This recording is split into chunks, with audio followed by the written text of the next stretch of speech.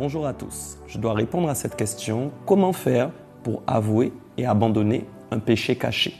Premièrement, quand on parle de péché caché, on parle en fait de pratique du péché, donc quelque chose de régulier. La première question qu'on peut se poser, est-ce que j'ai le désir vraiment de sortir de cette situation?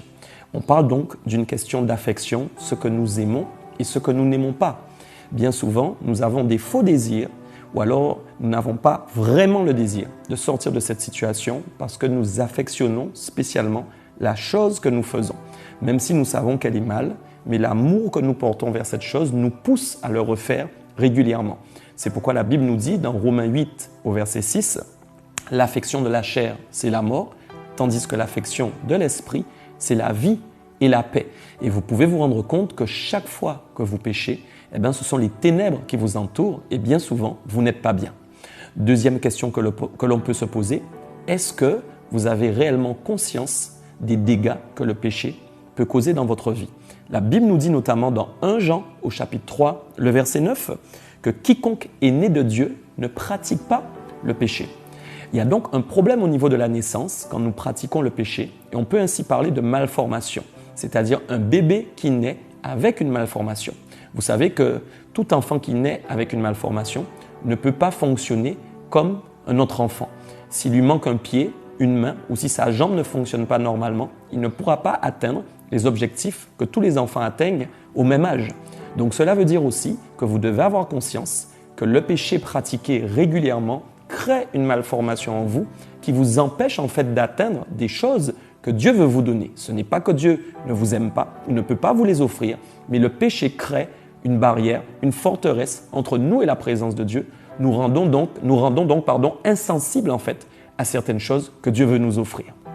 Troisième question, est-ce que vous vous rendez compte que bien souvent le diable travaille avec la honte? La honte nous pousse à nous cacher, la honte nous pousse à ne pas dire les choses et vous pouvez être sûr que jamais, en aucun cas, Dieu ne vous dira d'avoir honte.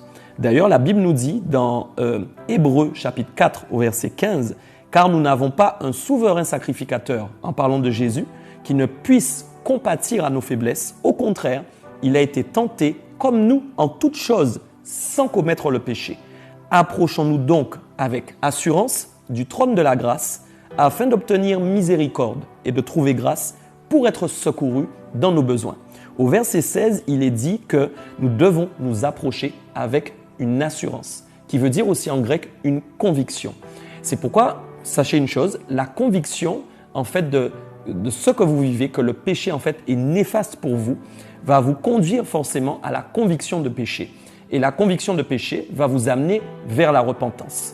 Chose en fait qui est totalement contraire à la honte.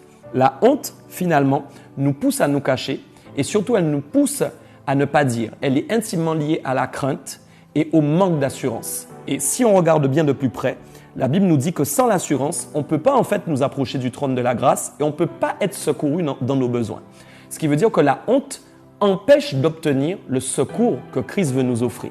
Donc en réalité, quel que soit le péché que vous pratiquez, quel que soit en fin de compte le niveau même si vous êtes au niveau le plus difficile actuellement dans votre vie, je veux vraiment vous encourager à croire que quel que soit, parce que lui, il a été tenté en toutes choses, notre Seigneur, et qu'il n'a pas péché, il a vaincu justement pour vous à la croix, il a vaincu la mort et il a vaincu vos péchés. Donc je vous encourage vraiment à croire que vous ne devez pas avoir honte, n'ayez pas peur, venez avec simplicité devant son trône et venez avec cette assurance que vous avez reçue de sa part qu'il peut vous secourir dans vos besoins. Préférez plutôt l'assurance à la honte. Enfin, 5e point, pour moi le plus important, vous devez croire qu'il vous aime.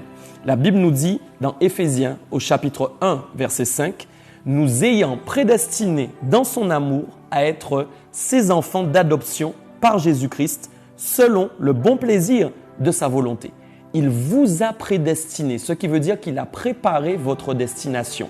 Et la Bible dit que cette prédestination a été préparée dans son amour. Donc son amour a environné le chemin que vous êtes en train de prendre actuellement. C'est pourquoi même si vous tombez sur ce chemin, rien ne peut enlever l'environnement que Christ a mis autour de vous, qui est lié à son amour profond.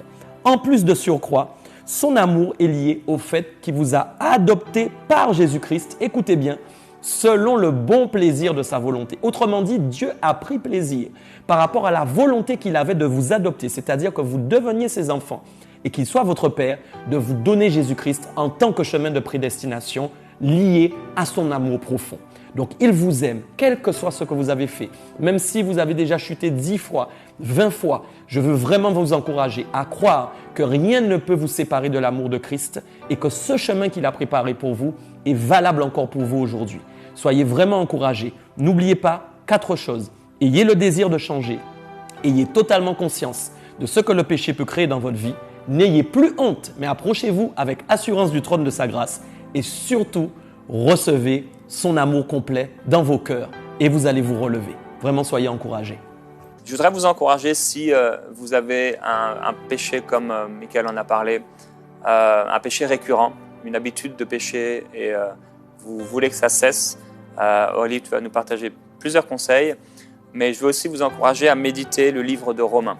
Alors, prenez un temps, prenez une journée par exemple ou une matinée et vous dites « Ok, je vais lire en entier le livre de Romains ».